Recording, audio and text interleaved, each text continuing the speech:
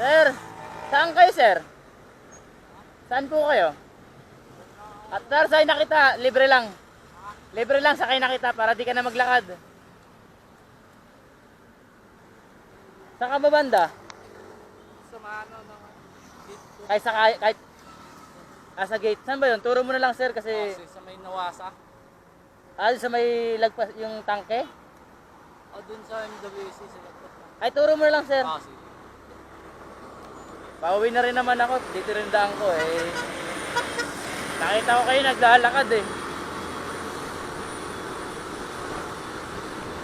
Mahirap na sumakay ngayon, sir, no? Ganun din kasi pauwi na ako. Dito rin naman daan eh. Kepuan kita. Turo mo na lang, sir, kung saan banda. Para matid kita na maayos. Gabing-gabi na rin eh. Alas 11. 11:10. Malayo-layo pa itong lalakarin mo. Pasok ka pa doon sa may...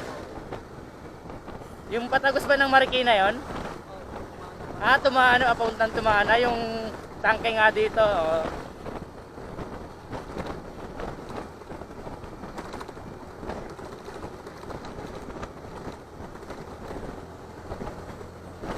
Laking oras din na tipid mo, tsaka pagod.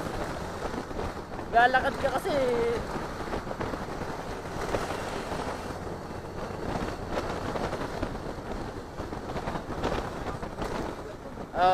Yung habal-habal dyan. Maraming habal dyan eh. Mahal sila maningil. Lalakarin mo pa yun. Saan ka babanda dyan? Bungad lang ba yun? Sige, hatid lang kita doon para... Libre lang naman, sir, walang problema. Atid lang kita doon, saan ka banda dito? Sige. Okay lang, sir. Ako naman nag-alok, hindi ka naman nakiusap eh. Mga volunteer ko naman to. Along highway lang, sir, di nakapasok ang iskinita pang kayo. Paturo na lang kung saan. Okay, sige.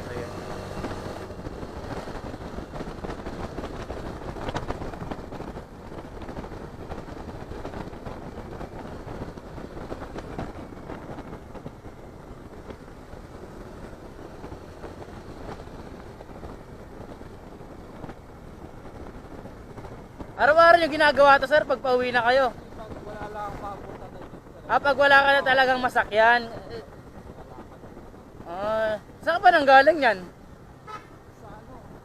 Sa gamot ba? Mega Mall? Hindi, dyan sa Katipunan yung nalakad. Hindi, minsan ka nagsimula maglakad. Dyan, sa Katipunan. Sa kaya ng jeep dyan. Sakay ng jeep? Saan ka nang galing nun? Sa may Aurora? Aurora. Sa mula Aurora, naglakad ka? Hindi, sumakay ako ng kaya ako ng jeep, baba ako ng Katipunan. Okay nga, galing Aurora, diba yung Aurora Katipunan? Sa mula doon, naglakad ka? Malayo-layo na rin yun ah. Dito ka na lang. Sige sir, malaking bagay na yung tulong ko.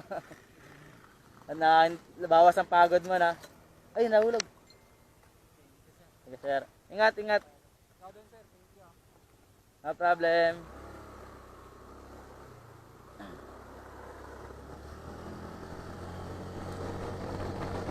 Buhay, joyride. Hindi porkit joyride tayo, kailangan maningil tayo, no? Nakikita naman natin sa tao na minsan pag ginaalok mo sila, hindi, nahihiya sila, no? Hindi ko yan, wala akong pambayad, gano'n. Pero, siyempre, bilang tao, kapwa tao na lang din. Kung pwede naman natin ibigay ng libre, bakit hindi, di ba? So, ayun lang.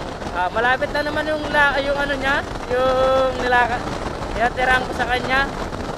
Wala pang 2 kilometers, pero para sa kanya, bilang naglalakad siya, nakakapagod lalo't gabi na. Tapos, pagod ka sa trabaho mo. Pagod ka na sa trabaho mo, galakad ka pa. Yung reason niya, kaya siya naglalakad dahil wala daw siyang masakyan na jeep dito sa may Katipunan. Natagpuan natin siya sa may malapit sa Miriam. At ibinaba natin siya along Katipunan lang din, pero pinasok na natin ang papuntang Tumana Bridge. Malapit na doon. Siguro kung lalakarin niya yun, mga 20 to 30 minutes pa yun kung lalakarin niya. Pero dahil nahatid natin siya ng motor, nakalis siya ng mga siguro more or less 15 minutes. Napakasaglit lang eh. So hindi ko na natanong yung details niya, pangalan niya, pero sipag si Kuya dahil nagtrabaho tapos lalakad pa, no? Hindi lahat ng ganyan kinakaya. Ultimo mahirap talaga mag-commute. Mahirap talaga mag-commute lalo dito sa Katipunan Avenue. Mahirap talaga dahil ang public transport dito is jeep. Hindi naman bus siya. Basta yung dito at hindi naman occupied lahat ng pasahero. Kaya wala talaga masyadong dumadaan dito.